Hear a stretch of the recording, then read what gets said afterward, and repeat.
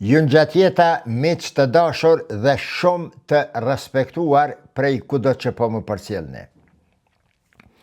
Këtë video sonte po e bëj pak orë para nisjes së sulmeve më të rënda të Amerikës mbi Iranin dhe gjithashtu pak orë para përgjigjes apokaliptike të Iranit mbi vendet e rajonit dhe mbi bazat amerikane të akomoduara në lindjen e mesme. Po e them këtë bazuar në deklaratat amerikane, ndër më serioze deri më sonte dhe bazuar në përgjigjet aq kërcënuese të Iranit, të cilat nuk i kemi dëgjuar deri në këto momente kur po flasim.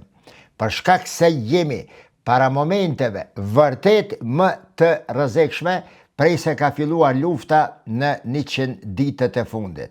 E për çka është fjala, dëgjoni me vëmendje këtë ligjerim sonte dhe përcjellini deklaratat të cilat do t'i transmetoj këto para juve.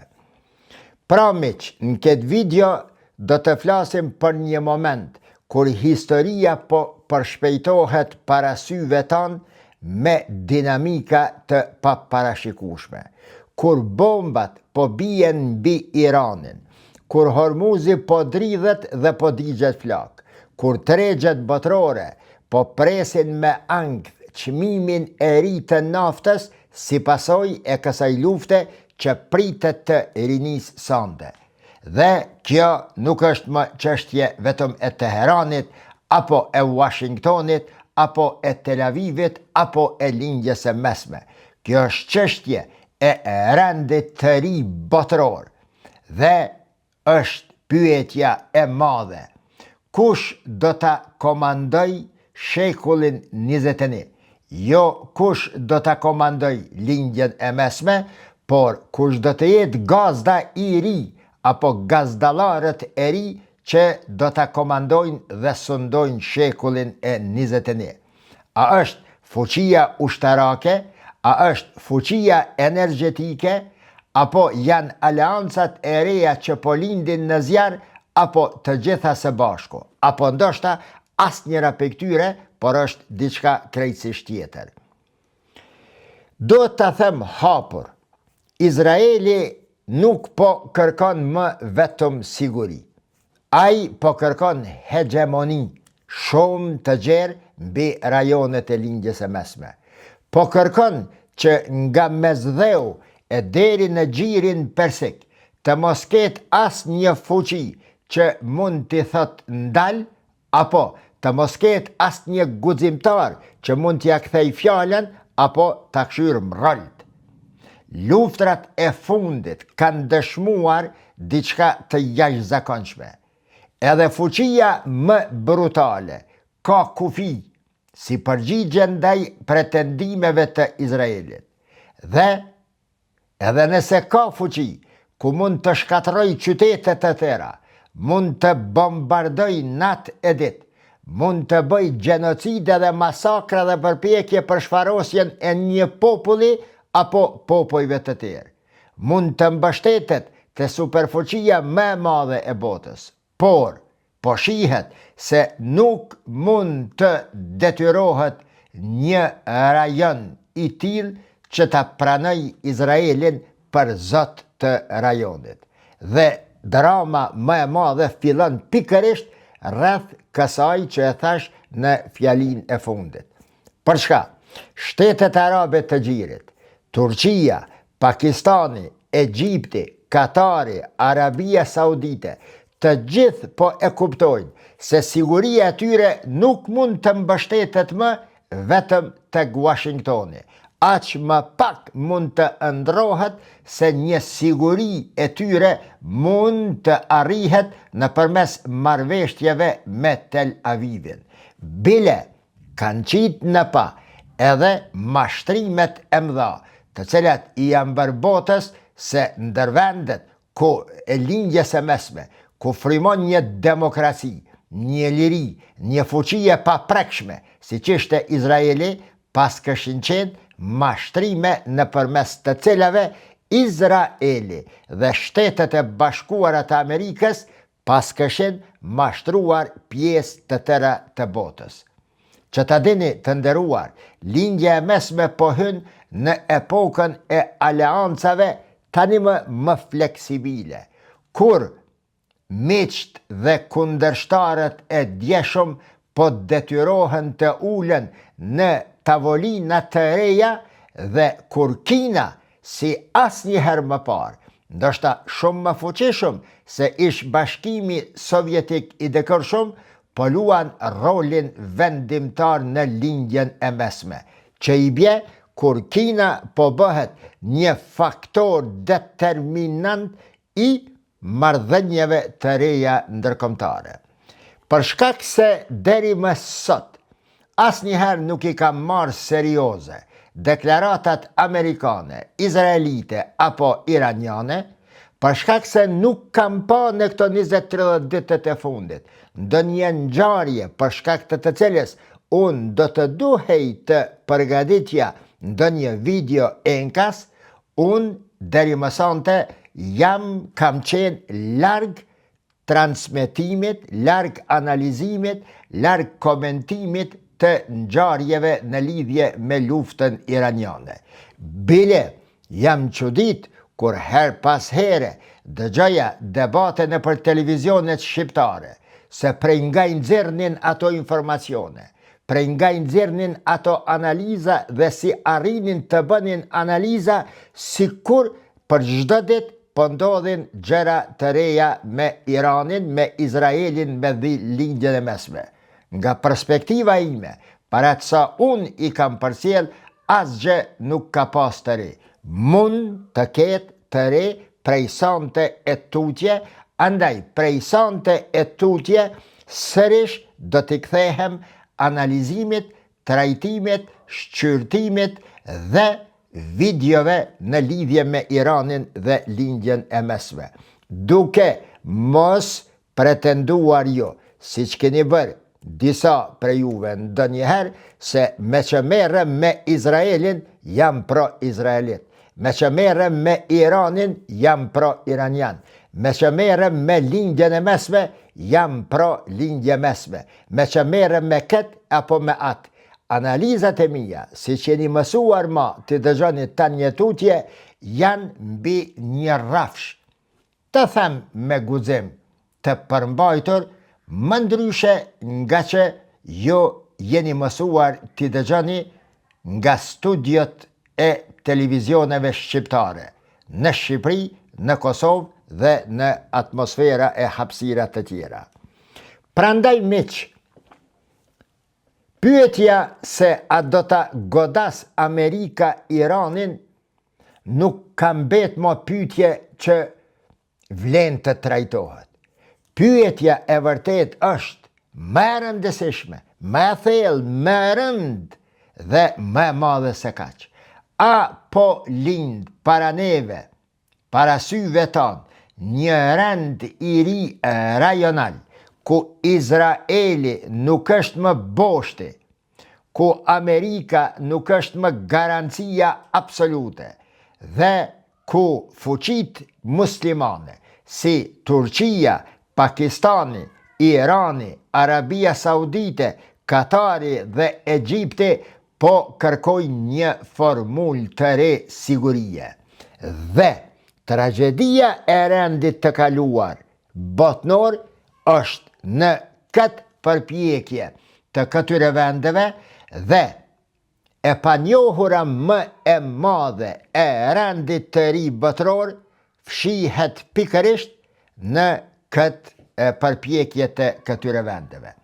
Nëse ndodh që Pakistani, Turqia, Arabia Saudite, Katari, Egjipti, duke kërkuar formulën e re të sigurisë së tyre, nëse ndodh që ta gjejnë, atëherë kjo verë përvluse e gjirit mund të hyjë në histori, jo vetëm si një verë lufte si asnjëherë më parë, por si vera ku lindja e mesme do të filloj të shkruaj vetë fatin e saj. Miq të respektuar, kryetari i parlamentit të Iranit, Khalibaf, paralajmëron presidentin Amerikan Donald Trump, i cili president Amerikan Donald Trump kishte njoftuar se gjatë natës së sonte do ta godas Iranin shumë më ashpër se deri më tani. Strategjitë e gabuara të cilat kanë filluar të pranohen si strategji të gabuara amerikane deri tash do të përmbysen dhe do të përdoret një strategji e re, që do t'i prish të gjitha matematikat e deri tanishme që i paskesh mësuar Irani.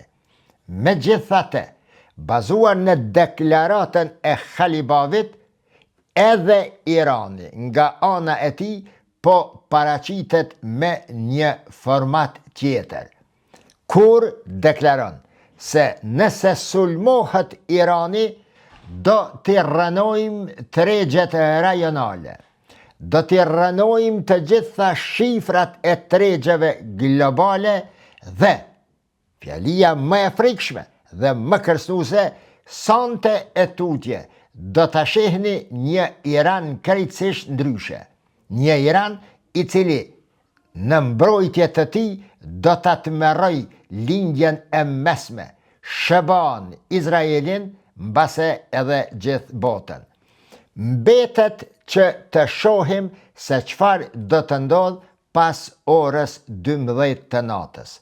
A janë edhe këto deklarata kërcënuese, përgjigje ndaj njëra tjetrës, apo paskësh ardhur momenti që lindja së mesme ti vihet flaka nga themeli. Lufta Iran SBA, e cila sipas raportimeve serioze u ringjall pasi Irani rrëzoi dje një helikopter Apache të ushtrisë amerikane në ngushticën e Hormuzit, po vazhdon me një intensitet të shpejt në rritje të rrezikshmërisë të fillimit vërtet të luftës për të cilën po flet Donald Trump dhe Khalibaf, Teherani zyrtar. Ngjarjet e fundit në linjen e mesme tregojnë se konflikti SBA-Iran ka hyrë në një fazë të re dhe më të rrezikshme se deri më parë. Kërcënimet e presidentit amerikan Donald Trump për goditje të reja ushtarake dhe madje për marrjen e ishullit Hark, ndërsa nga ana tjetër paralajmërimet e kryetarit të parlamentit iranian Mohammed Bagher Khalibaf se do të shihni një Iran ndryshe i cili e ka fuqinë ta tmerrojë shëban Izraelin dhe lindjen e mesme, nuk janë më deklarata thjesht propagandistike. Ato janë sinjale më shumë se deklarata. Ato janë sinjale të një përballje strategjike që do të prek jo vetëm lindjen e mesme, por edhe ekonominë globale, tregjet energjetike dhe arkitekturën e sigurisë ndërkombëtare të ndërtuar deri më tani. Sigurisht keni pyet, çfarë është që ky ishulli Hark? Pse ishulli Hark është qelsi i gjithë krizës tani për tani aty? Dhe pse konsiderohet fitili i nisjes së një lufte të cilën ende nuk e kemi pa në lindje të mesme? Miq, ishulli Hark është për nga rajoni, për nga hapësira kështu, nuk është i madh, por është ishulli që përpunon dhe eksporton afërsisht 90% të naftës iraniane. Prandaj, analistë të njohur, ekspert, flasin se kush e kontrollon Harkun, kontrollon frymarrjen ekonomike, jo vetëm të Iranit, por edhe të vendeve të rajonit, mbi të cilat, ose mbi pasurit e të cilave, mbi strategjit e të cilave, mbi rëndësit e të cilave, varet një pjesë e madhe e sistemit ekonomik global. Prandaj, sulmi mbi Kharkun, marrja e Kharkut nga amerikanët dhe detyrimin e Iranit që të tërhiqet nga aty, është pika fillestare e ndryshimit të çdo gjëje të cilën jemi mësuar ta shohim deri më tani në lindjet e mesme dhe reflektimet e saj, jo vetëm në ekonominë, por në çdo gjë globale. Preket Rusia, preket Kina, preket Arabia Saudite, preket Bashkimi Evropian, preken tregjet e Ballkanit, preken tregjet e Amerikës, preken tregjet e Kanadas dhe të Afrikës dhe Amerikës Latine. Për çka e them këtë? Sa për egzagerim? Jo në asnjë mënyrë. Për shkak se në ishullin Khark ka interesa strategjike të Kinës, e cila prodhon për të gjitha këto emra rajonesh e kontinentesh e shtetesh të cilat i përmenda. Sulmi mbi Khark konsiderohet sulm mbi zemrën ekonomike të Pekinit. Sulmi apo marrja e Kharkut është krejtësisht tjetër nga marrja e Venezuelës, apo e Arabisë Saudite, apo e vendeve të tjera. Sulmi mbi Khark dënë të thot sulm mbi rregullat, sistemin, shtresat, politikat, ekonominë botënore të njohura deri në ditën e sotme. Dhe pikërisht për këtë arsye, deklarata e Trump se SBA mund të marrë nën kontroll Kharkun nuk duhet pama si një kërcënim simbolik, siç i kemi dëgjuar kërcënimet e deritanishme amerikane. Në terma strategjik, kjo është e barazvlefshme, mos të përsëritem me bllokimin e eksportit kryesor iranian dhe duke ndikuar pastaj në Kinë dhe në gjithë botën.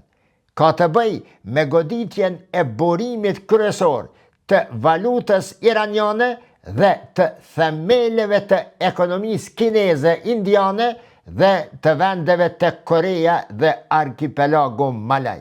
Dhe natyrisht ka të bëj me vendosjen e ekonomisë iraniane nën presion ekstrem, që dënë të thot vendosjen e ekonomisë të më së paku 35% të botës nën presion ekstrem të papar deri më tani. Mirë po, teksa po i shpjegoj këtë, do të bëj pyetje tjetër, po pse Irani nuk po frigohet më? Çka ndodhi? Gabimi më i madh që kanë bërë strategët perëndimor gjatë dekadave të fundit ka qenë pikërisht në vlerësimi i kapacitetit të Iranit për rezistencë ushtarake. Ekspertët e sigurisë tani më po e thonë hapur se Irani nuk është Iraku i Saddam Huseinit dhe as Libia e Gaddafit. Nuk dua të përsëriti fjalët e mia, të cilat i kam thënë që në fillim të luftës, fjalë për të cilat u patën rrok si mizat mas nuk di çka disa pseudo-analist dhe islamofob tek ne në Kosovë dhe Shqipëri, duke keq interpretuar fjalët e mia, duke keq trajtuar qëndrimet e mia dhe duke akuzuar ato deklarata dhe thënësin e atyre fjalëve se po flas pro Iranit dhe po shprehi qëndrimet e mia të derjatëhershme, të fshehta anti-amerikane.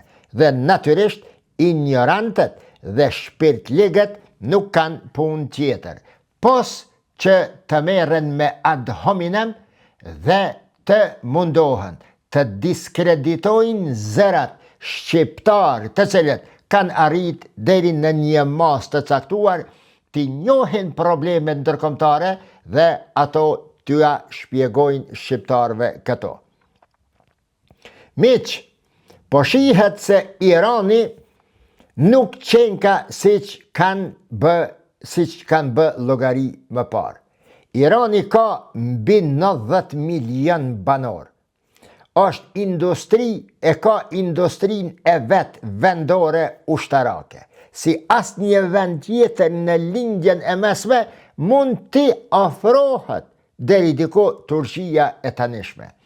Ka kapacitete të avancuara raketore, për të cilat flasin edhe zyrtar të Pentagonit, se ende nuk janë prek as 50% të sistemit të avancuar raketor me gjithë sulmet e lahtarshme që i ka bë Shëbaja dhe Izraeli mbi Iranin.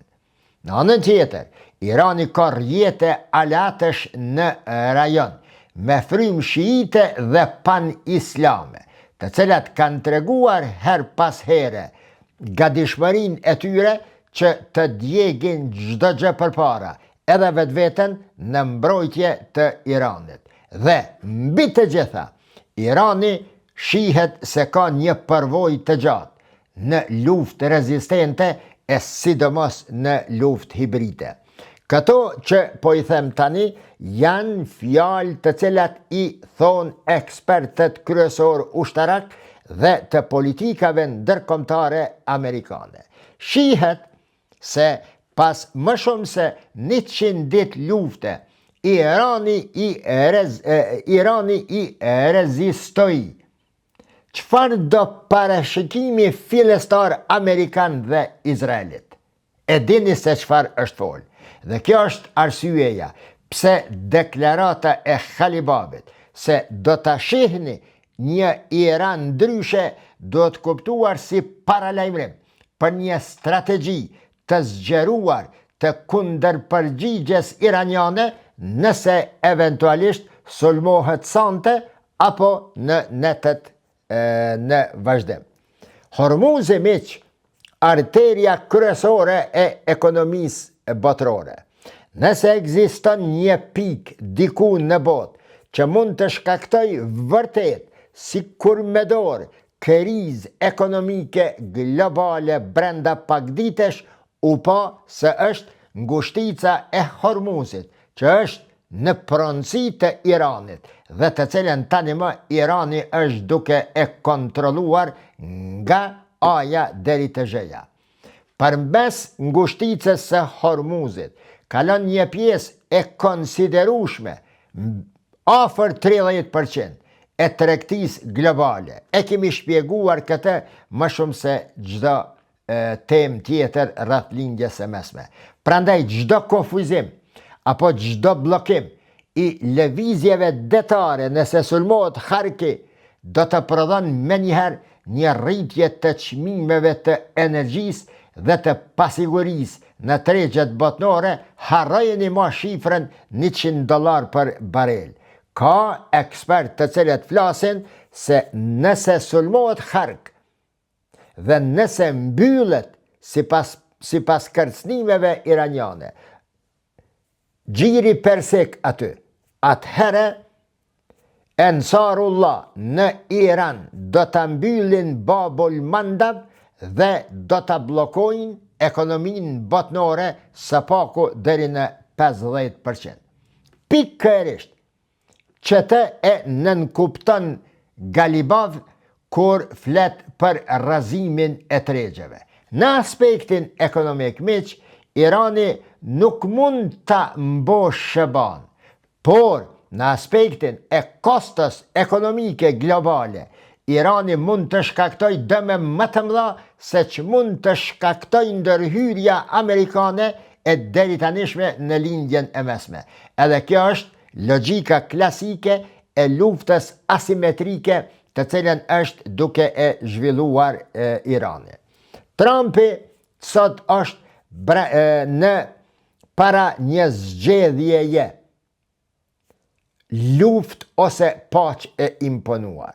Një dimension kë që shpesh është neglizhuar nga administrata amerikane.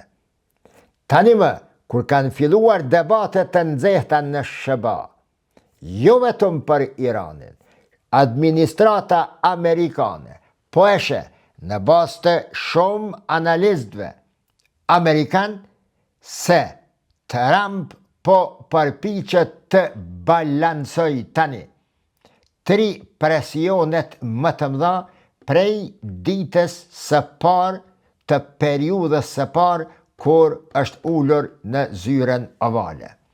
Po mundohet të balancoj presionin nga Izraeli, po mundohet tani të balancoj presionin nga establishmenti Amerikan i sigurisë dhe natyrisht presionin e opinionit publik Amerikan që nuk dëshiron një luftë më të gjatë se që ka ndodhur deri më tani. Këto 3 pika e shpjegojnë pse Trump një ditë kërcënon me goditje masive, ndërsa ditën tjetër flet për negociata.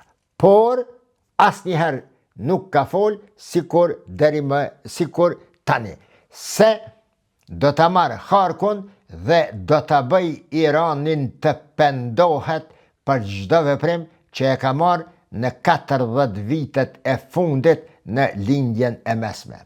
Strategjia e Donald Trump shihet se përqendrohet mbi presion maksimal ushtarak për të imponuar marrëveshje politike, të cilën Irani e lexon shumë mirë dhe gjithmonë e ka refuzuar.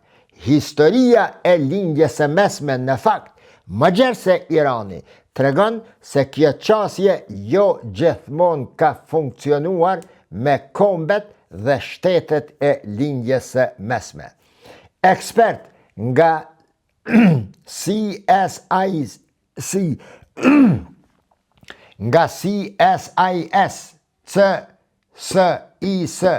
nga Chatham House, nga CFR-ja, nga media të njohura në botë, flasin për një tragjedi të madhe që mund të kaploj botën në këto momente. A mund të shpërthej një luftë rajonale nëse nga sante, apo sante Irani, SBA-ja e sulmon ishullin Hark? Po, mund të shpërthej. Dhe kjo është rreziku më i madh nga i cili është duke u friksuar bota. Nëse SBA-ja do të përpiqet ta merrë realisht kontrollin e Harkut, ose të godas infrastrukturën energjetike iraniane në shkallë shumë më të gjerë se çka bërë deri më tani, Irani përpara ka disa opcione. E para, siç e përmenda në hyrje të videos, sulm apokaliptik mbi bazat amerikane dhe vendet e rajonit. 2. Sulm ndaj transportit detar deri në së paku 4.000 km larg, zgjerim të konfliktit përmes aleatëve rajonal dhe sulmet ndaj infrastrukturës energjetike të vendeve të gjirit, të vendeve të lindjes së mesme deri në kufijtë e Libisë. Prandaj, këta ekspertë të cilët sapo i përmenda paralajmërojnë se konflikti nuk është më konflikt siç ka qenë deri më tani, SBA Izrael kundër Iranit. Ai do të shndrohet në konflikt rajonal me ndikim global që do të nisë me djegjen e infrastrukturës energjetike të vendeve arabe përreth Iranit. Çfarë është qasja kineze tash dhe ruse, a ka diçka të re? Një element që pak po përmendet në trajtesa dhe analiza të këtyre 48 orëve të fundit është pikërisht çështja e Kinës. Për Kinën miq, nafta iraniane ka rëndësi për te dimensioneve strategjike. Për Rusin, një shëba e zhytur, edhe më thellë në lindjen e mesme, do të kishte më pak energji dhe më pak forcë ushtarake që të merrej me Ukrainën, që të merrej me vende të tjera në të cilat Rusia ka interesa. Do të merrej më pak me Evropën lindore, mbi të cilën syri i ariut polar qëndron i hapur. Prandaj, Moska dhe Pekini, me dy strategji të ndryshme dhe me dy pritje të ndryshme, po e ndjekin me seriozitetin më të madh çdo sekond dhe çdo ngjarje që po ndodh në këto 24 orët e fundit. Çfarë do të thotë për Kinën folëm, për rajonin folëm, në vija të trasha për botën folëm, çfarë do të thotë për Evropën dhe Ballkanin nëse nis lufta për Harkun sonte.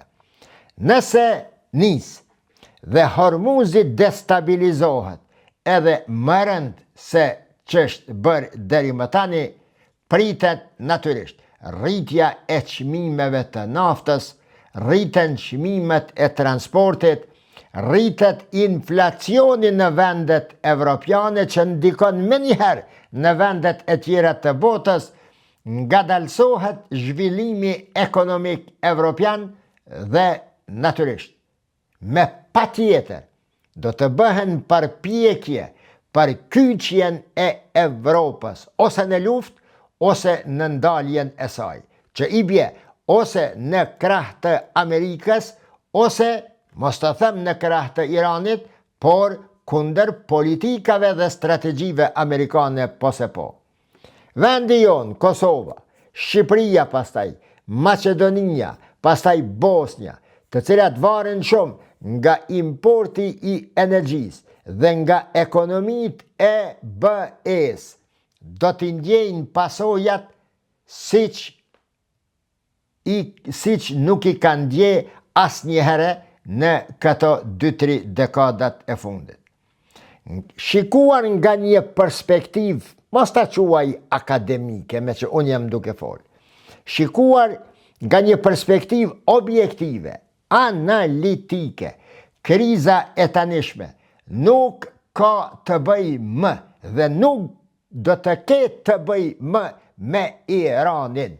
Ajo ka dal jashtë kufive të lindjes e mesme. Ajo ka të bëj me 4 çështjet themelore mbi të cilat përqendrohet sot njerëzimi. Një është kriza apo kontrolli i energjisë globale, ku fjalën kryesore do ta kenë shtetet të cilat e kanë të siguruar energjinë. 2, siç e kemi shpjeguar shumë herë, kontrolli i rrugëve detare strategjike, të cilat mund të mos jenë më nën kontrollin e Shteteve të Bashkuara të Amerikës, do të rritet, përshkallëzohet dhe do të ndryshohen dimensionet e rivalitetit SBA, Kinë-Rusi dhe natyrisht do të preket, apo do të merr formën përfundimtare arkitektura e rendit botëror që sapo është krijuar. Nga të gjitha këto të cilat i thash, kriza amerikano-izraelite me Iranin ka ardhur në një pikë që asnjëherë nuk është ndje kaq rrezikshëm sa sot në 24 orët e fundit pas kërcënimit amerikan, se do ta merr ishullin e Kharkit dhe pas kundërpërgjigjes iraniane se do t'i bëjnë të gjithë të pendohen kur ta shohin me syt e ballit të tyre fuqinë dhe strategjinë e re të Iranit. Shpresoj që deklaratat e fundit iraniane dhe amerikane të kenë ngjyrimet e njëjta si që i kam pas në këto 2 muajt e fundit. Llafe boshe. Megjithatë, para të sa e shoh, duke u munduar që të jem sa më optimist, duke u munduar që të mos përdori fjali bombastike, unë e shoh se nga sante e tutje, bota do të flet me një gjuhë tjetër, sepse Irani, Izraeli dhe Amerika do të përdorin mjetet të tjera me të cilat do të trishtojnë lindjen e mesme dhe gjithë globin e tokës. Ku e bazoj këtë? E bazoj në fuqin iraniane të pasbuluar deri më tani, e sidomos pas fuqizimit të Iranit me raketa të reja, kineze dhe me super armatim që e ka marrë në 2 muajt e fundit nga Rusia, dhe e bazoj në anën tjetër në qëndrimet e Donald Trump, i cili tani është para një zgjidhje të vetme. Ose të shkatroj Iranin dhe të arsyetoj harxhimet e deritanishme që i ka bë, ose të ballafaqohet me humbje të dhimbshme në zgjedhjet e nëntorit dhe në politikat e tij të brendshme. Ajo që mund ta them në fund të kësaj video, e gjithë kjo që po ndodh tani, nuk nis vetëm me Iranin, por është vazhdimsi e luftës e cila filloi me 7 tetor të vitit 2023 midis palestinezëve dhe Izraelit. Ndërsa lufta e 7 tetorit nuk është fillimi, por është një hallk në zinxhirin e luftrave izraelite, amerikane, perëndimore, globale mbi popujt e lindjes së mesme nga dita e shpërbërjes së perandorisë osmane, atë ditë kur vendet arabe mbeten pa kulm mbi krye dhe fillojnë nga zero t'i mësojnë termet dhe politikat e marrëdhënieve ndërkombëtare, të cilat 99% kanë qenë kundër interesave të tyre. Deri në një analizë tjetër, natën e mirë, mirupafshim.